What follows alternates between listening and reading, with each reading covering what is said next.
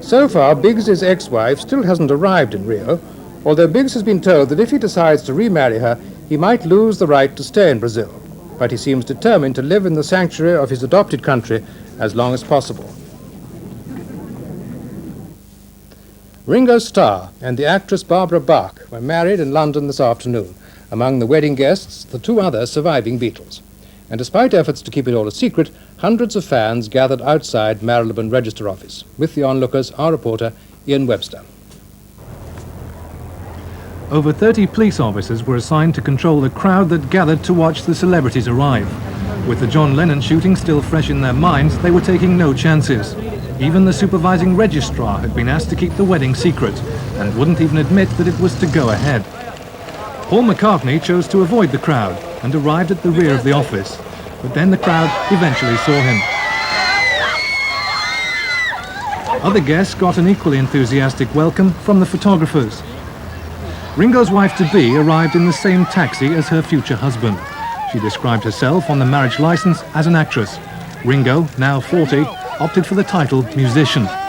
The spectacle even attracted office staff away from their work. The ceremony was as brief as the wedding party's arrival. Paul led the way out with his wife Linda. Then the third former Beatle, George Harrison, dashed down the steps and into a waiting taxi.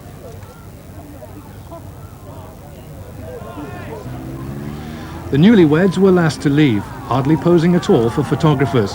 They were on their way to a reception for 50 friends at a Mayfair nightclub. And finally, tonight's one football result. In Division 2, Swansea 2, Luton 2. That draw put Swansea into third place in Division 2, increasing their chances of promotion. And so to the main points again. A terrorist bomb in Northern Ireland has killed one policeman and 3 others have been wounded.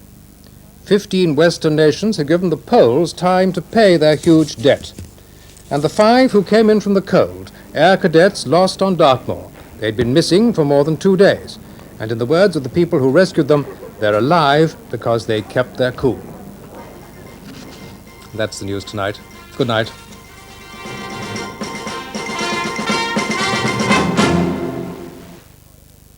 Good evening to you. Well, the last of that rather nasty weather is moving away now. There's a ridge of high pressure bringing dry weather but some frost for southern parts tonight. But up there to the northwest, some more fronts and a developing depression which will bring cloud and rain from the north across most of the country tonight and tomorrow.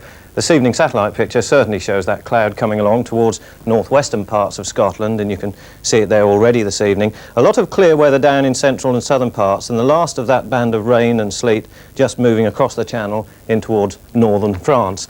For tonight, though, that's going to leave most of these southern areas dry with a frost in places, as I said. In the north, the cloud thickening up, bringing rain down, perhaps some sleet on the mountains and high ground of the border counties there just for a time towards the end of the night, so that tomorrow, really finding most of Britain, the northern part at any rate, cloudy with some rain around, although there will be brighter weather coming in towards those northern and western parts of Scotland during the course of the morning, and at the same time as the rain moves along southwards, reaching many southern and central parts of England.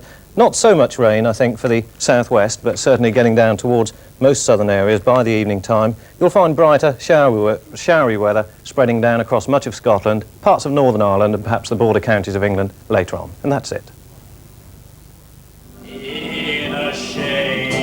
At 9:25 tomorrow, a turn for the worse. A club audition turns up would-be comedian Joey Dukes. One example, right? Look at the big signs they have all over the cars. See what's written on them? Police. Now I ask you, isn't that a dead giveaway? I mean, you don't see robbers going around with a big notice on the top of their car saying thief, do you? The punters don't like being talked down to.